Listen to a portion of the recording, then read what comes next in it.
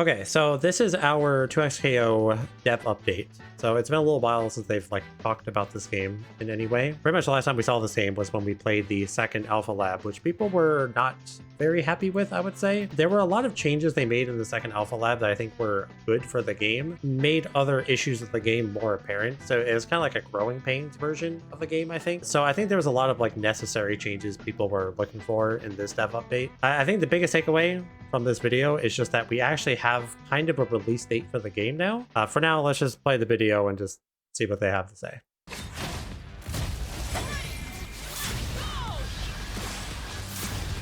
For some reason, they gave Darius a fireball. I have no idea who approved that.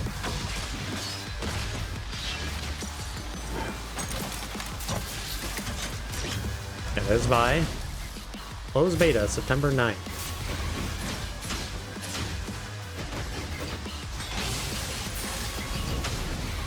Hey everyone, Tom here. Just It's been a Tom. minute, right? Look, we know you've been waiting, and we're finally ready to take the next big step for 2XKO. Our closed beta starts September 9th globally. Closed beta marks Faces the start away. of us rolling out this game for everyone. Whatever. Our goal is to keep the game up, online, and available from here on out. During closed beta, we'll be deploying and tuning our backend systems, so things may start out a little bumpy at first, but we'll be learning and improving as we go. In the spirit of getting this game out to you as soon as possible, we're starting on PC first. Console players, don't worry, we support cross-platform progression. That means if you want to start on PC, you can switch over to your console of choice later and not lose any of your progress. We'll be inviting new players both at the start of the beta and gradually over time. So if you're interested, you can always sign up on our website.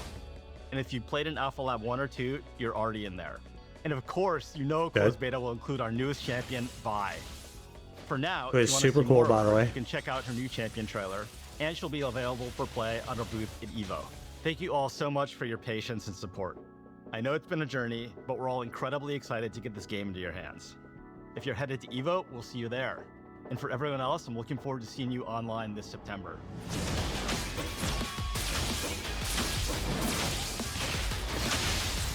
So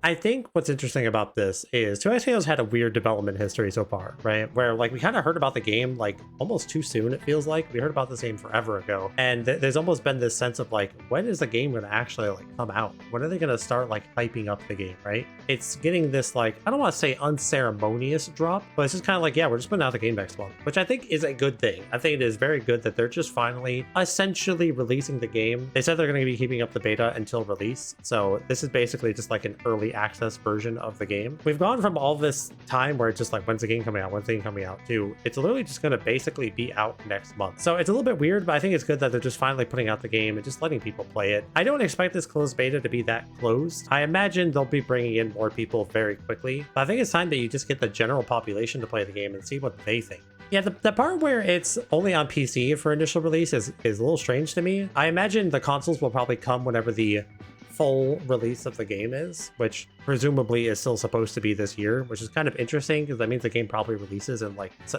November, December. That said, I do imagine a bulk of their player base would be on PC anyway. So this is a new character of the game. This is Vi. I can't give specifics, but I have already played this character, and all I'll tell you is that she feels really good to play. They did a really good job on the feel of the character, and she's easily one of the most fun characters I've played in this game so far. So let's see what she's about.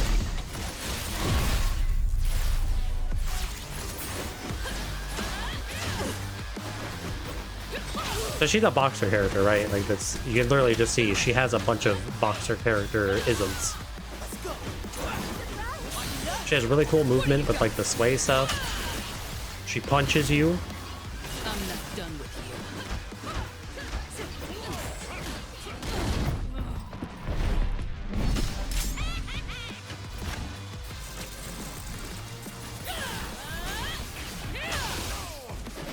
Big punch into the tumble, into the pickup, into the corner steal. Like I don't even know what happened there.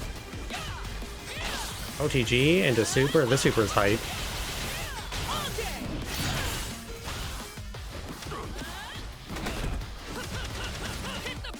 Rapid punches. Send you across the screen. Corner steal, cross up.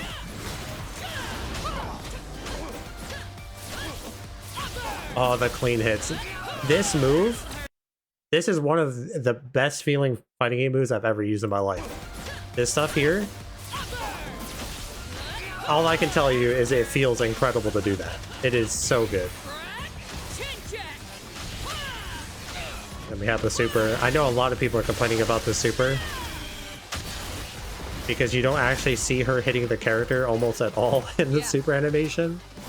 I'd hate to fight I do agree, it's a little disappointing, but so yeah, I think she looks really, really cool, and the way that she feels to play. Obviously, I don't want to go too much into speculating about her gameplay because I've already played the characters. So I don't want to like leak anything, but she's really cool. I'm glad she's in the game. She's really fun to play. I'll definitely be checking her out. She's one of the main characters I'm thinking about maining for sure. Plastic characters are just always fun in fighting games. I feel like there is a lot of cool stuff that she can do. She has a lot of cross-up stuff going on because she has like the sway where she can sway through people. And as we see in this clip back here, she uses the sway to corner steal at one point, which is pretty messed up. Yeah, I think it's like right here. Yeah, she just sways and steals the corner, which is disgusting. And you really want that stuff in this type of game, especially with how they've changed some of the system mechanics. I think cross-ups are going to be like really important. But yeah, she looks really cool, and I'm really excited to play her. Okay, so unfortunately, this is a YouTube short and not an actual YouTube video, but this is a video detailing some of the balance changes that they made to the game. So these are all directly in response to people complaining about things in the second alpha lab that we played a few months ago. And just for a recap on people that don't remember the complaints for that version, basically it played way too slow. Playing defensive and playing runaway was way too effective in that version of the game. So a lot of the changes here are to make offense feel more meaningful, make it easier to approach people in neutral, and just overall try to make sure that people are actually engaging in the game more frequently. So just kind of keep that in mind as we watch this. 2x KO. To make timeouts less frequent, you will start with 1 bar super meter each round, and you now only start with 75% break meter. In addition, you'll no longer receive bonus break meter when a champion gets KO'd. We've also reduced max gray health and increased the amount of time. I'll go through and talk about these after we watch it one time. Next up, defense nerfs. Because I have a lot of Rolls thoughts. can now be thrown, and backdashing has been nerfed across the board. Jump now has more Backdash startup nerf to is lower the huge. power of jump blocking. But I'm kind of Push block conflicted on now it. only pushes one champion instead of both of them. And we've reduced the distance on retreating guard. That's a big one To also. encourage resource This is use, edited really well, Super by the Meter way. will no longer carry over between rounds. Very, but very well Break edited. Meter will. We've reworked Fury so it lasts longer on average, does more damage, and grants all of your attacks chip damage. But your opponent can now punish your defensive Fury activation by blocking it. Finally, hard knockdown no longer results from hit reactions, which now grant bonus damage, super meter, and break meter. Air throw and forward throw will now result in hard knockdown. Check back for more details before closed beta. Till then, we'll see you at Evo. So let's talk about these kind of one step at a time. Because there's a lot in this video to unpack. They made a lot of changes. First of all, new Echo level 3 animation. Here are some They of the changed his level newest 3 now, gameplay changes coming to 2x KO. which already make looks timeouts cooler than the one that he was doing originally. There's kind of a problem with this game where like a lot of the level 3s were feeling kind of outdated from like the original characters versus characters that are, you know, newer. So I think going back and updating some of them makes a lot of sense. So that's kind of cool. So You will the start first with change one- is you start with a bar of meter. I think this is a big deal because having a bar of meter is really important for defensive purposes, namely for having parry. And there were a lot of situations that felt really bad to interact with at the start of a round because you didn't have meter to do anything, right? So I think giving you a bar of meter at the start just makes a lot of sense. It just means that you also have access to like doing more meaningful damage at the start of a round because you can cancel into a super. And a lot of characters have like utility supers, so those are just going to be available to you at the start of the round.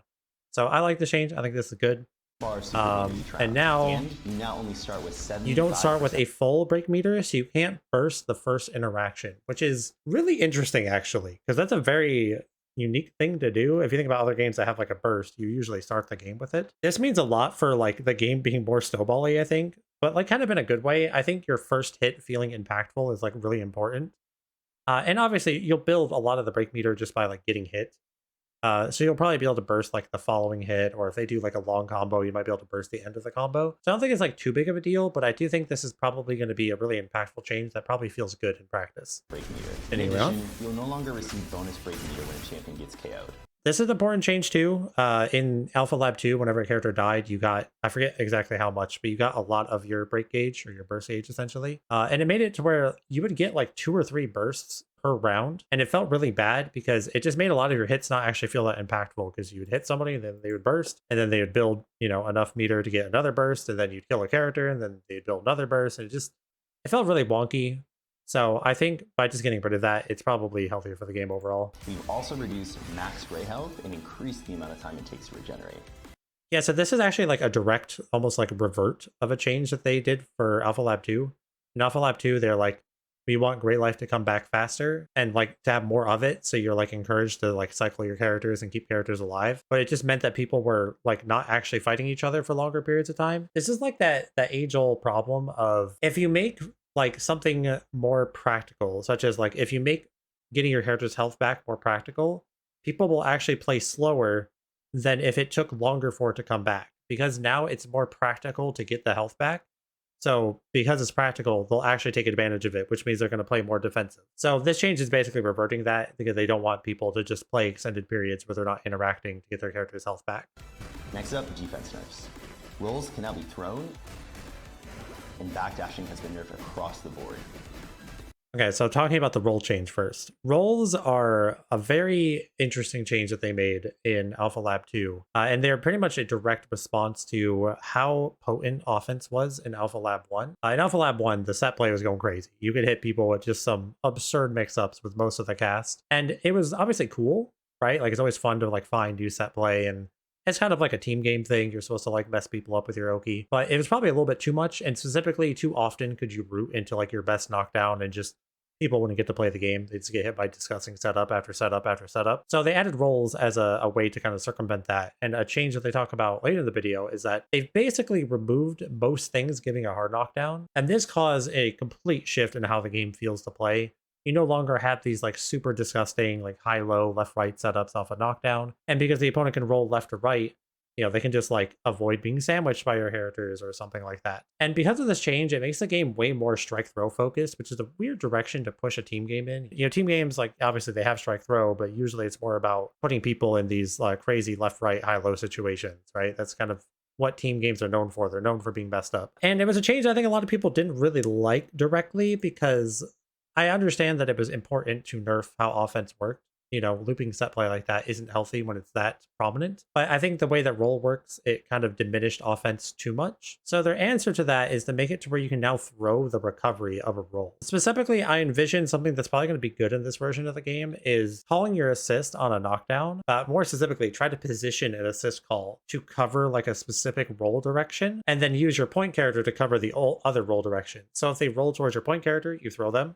And if they roll towards your assist character, you active tag and then throw them with the assist character instead. I'm not sure how I feel about it though, because I feel like this still doesn't feel very good. Like, it might be balanced, but is it like interesting? Is it engaging? Does it get people excited that you can do that? I'm not so sure about that from like a feedback perspective. So we'll see how people think. But the other thing they mention here is with backdashes. And this is a big change. And backdashing has been nerfed across the board.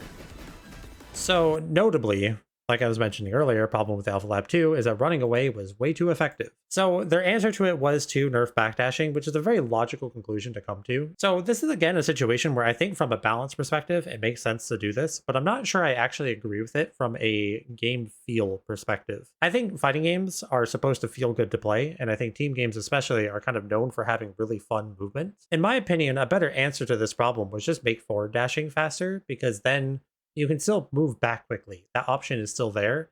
But if you want to chase it as the other person, it would be more practical to chase it because your forward dash is faster. So I'm kind of torn on this one in terms of like, I'm sure in practice, the balance is better, but I'm kind of worried about making the game feel a little clunky. This feels like the most obvious solution, but maybe not the best solution, but we'll see. This next change, I think this one's just good. Has more startup to lower the power of jump blocking. So basically, this is an answer to like up backing or like fuzzy jumping being really good in this game. So just by increasing jump startup by a frame or two, I think will make offense feel a lot better, because it'll be easier to like stick to people and do meaningful offense. And it also means that strike throw is again stronger because you're going to be holding up less, which means that throws are better. So a lot of changes are really leaning into this idea that we want strike throw to be like the way we run offense in this game. Push block now only pushes one champion instead of both of them. Another very impactful change. So in Alpha Lab 2, there's a lot of problems where you couldn't really create sandwich mix-ups or even like force offense by like calling an assist, because if the opponent did push block, it pushed both the characters away. Now you're able to actually properly use your assist to counteract the effectiveness of push block, which I think makes the game feel a lot better in terms of how offense and defense are interacting with each other. You have to be more careful about when you choose to use push block, and I think creating that nuance is really healthy for the game. Distance on retreating guard. I've wanted this change forever, by the way. I always thought retreating guard went too far and it was too hard to catch. So the fact that they're making it easier to actually tag is a big deal. I think that's going to make offense feel a lot better as well. So there's a lot of compounding changes here. You know, rolls being technically weaker because you can throw them, push block being worse because it doesn't affect assists. When you think about retreating guard being worse, and when you think about jump startup being worse, this is going to, all these things are like kind of minor on their own, but I think they really compound on each other and are going to make it way easier to actually like get in neutral and create an offensive situation and make it easier to stick to people, which I think fits the nature of a team game a lot better. So I think all these are small but very good changes for the most part. The only one I'm kind of questionable about is specifically the backdash change. So I'm very excited to finally get to just play this game when it comes out in September. I'm definitely going to be playing this game a lot. I'm going to be streaming it a lot. I plan on competing in this game. I think it's super fun. I've gotten to play it a few different times now. I genuinely like the game a lot, and I'm glad that it's finally just going to be playable for people. Of course, I did want to know what you guys over on YouTube think about 2XKO. Are you guys like excited that the game is like finally going to come out? I know a lot of you haven't really gotten to play the game yet, and you've probably been watching this game be advertised for years now. Let me know down in the comments below. Thank you so much for watching. I hope you enjoyed, and I'll see you in the next one.